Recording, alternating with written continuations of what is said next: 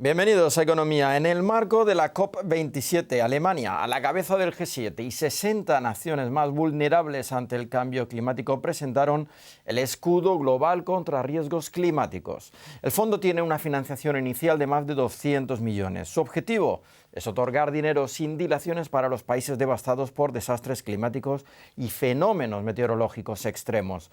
Una ayuda que llega tarde ya para Sudán del Sur, afectado por las inundaciones. Niadien Mayok camina entre los restos de sus cultivos de sorgo, que quedaron sumergidos por las inundaciones. Había construido un dique para proteger su casa y sus cultivos, pero las aguas lo superaron, ahogando la tierra sembrada y matando a 30 de sus cabras. Toda nuestra comida está arruinada. Mire mis cultivos de sorgo. Las inundaciones traen hambre porque se llevan toda nuestra comida. ¿Cómo vamos a sobrevivir? 1 millón de personas, es decir, 2/3 de Sudán del Sur, se han visto directamente afectadas por las inundaciones.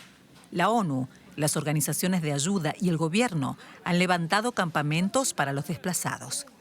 La creciente necesidad de alimentos, refugios y medicinas podría satisfacerse más rápido con la ayuda de la nueva iniciativa Escudo Global para las Naciones Vulnerables al Clima, presentada en la conferencia de la ONU sobre el cambio climático en Sharm el-Sheikh.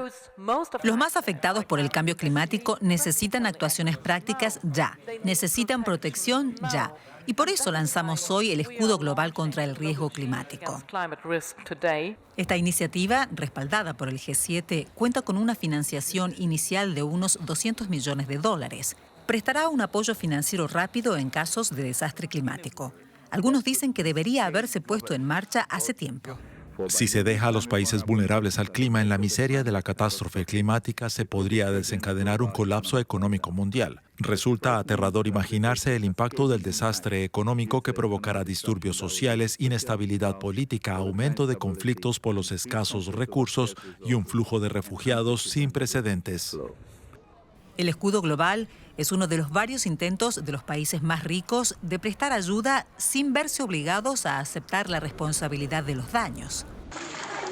Para Niadien Mayok y sus compañeros agricultores, el escudo llega demasiado tarde, porque a la hora de hacer frente a las inundaciones, ellos dependen de sí mismos. El tema energético marca también la agenda de la COP27 y justo este martes la Agencia Internacional de la Energía advirtió en su informe mensual que el embargo de la Unión Europea al crudo y a los derivados del petróleo ruso que entra en vigor el 5 de diciembre aumentará la tensión en el mercado. Rusia, país productor y exportador de este fósil, reduciría su oferta con miras al próximo año, ya que ni China, India o Turquía pueden compensar el crudo que la Unión Europea deje de comprar a Rusia por el embargo. El informe también menciona que el diésel, que marcó precio récord en octubre por descenso de importaciones rusas y las huelgas de algunas refinerías francesas, presiona la inflación.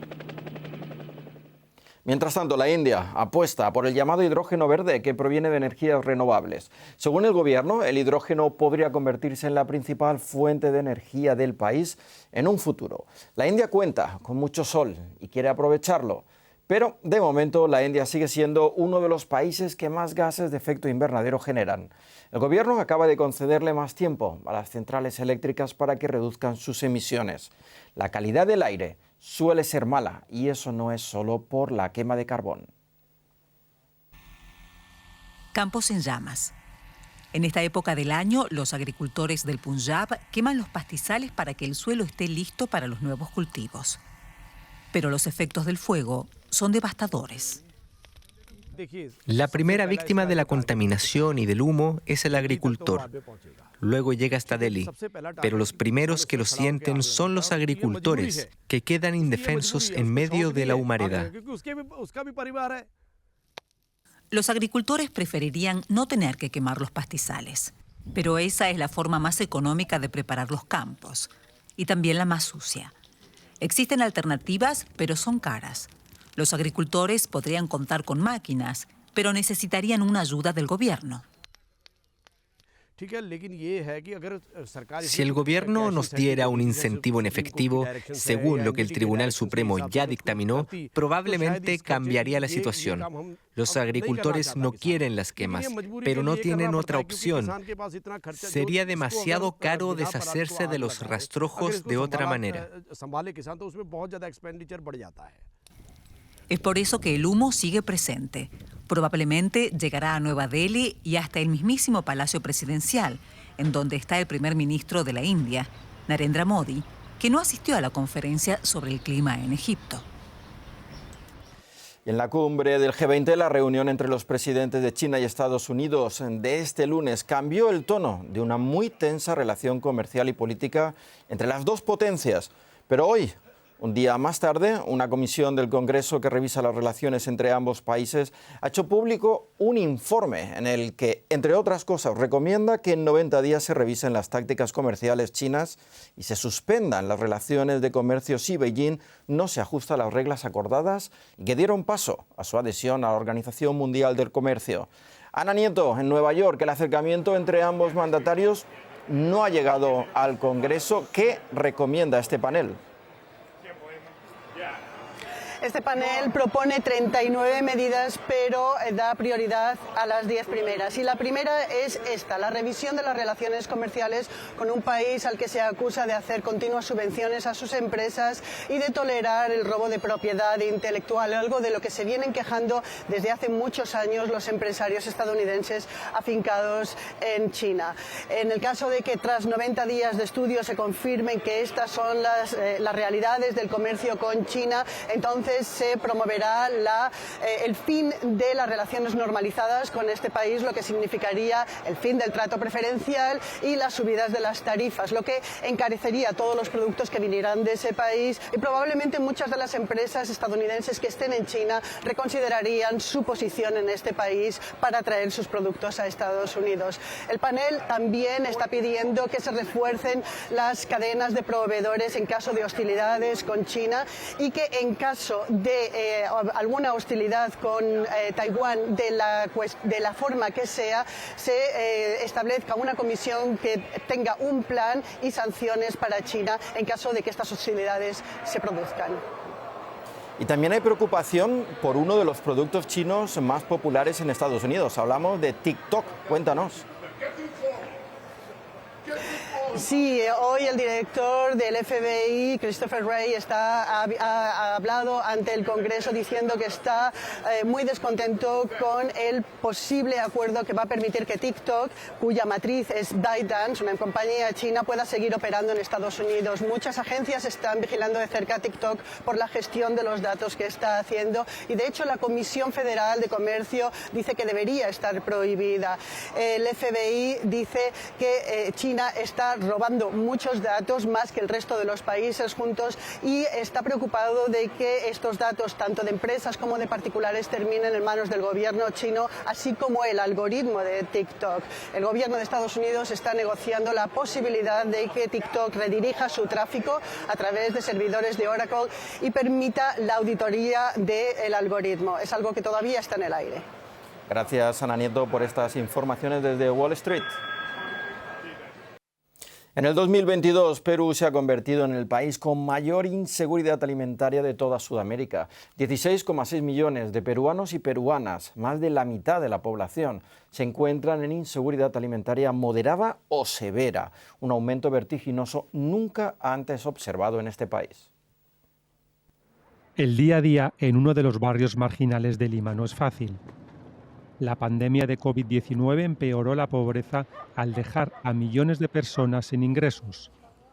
Los vecinos se solidarizaron entre sí, montando las ollas comunes para poder combatir el hambre de los más vulnerables.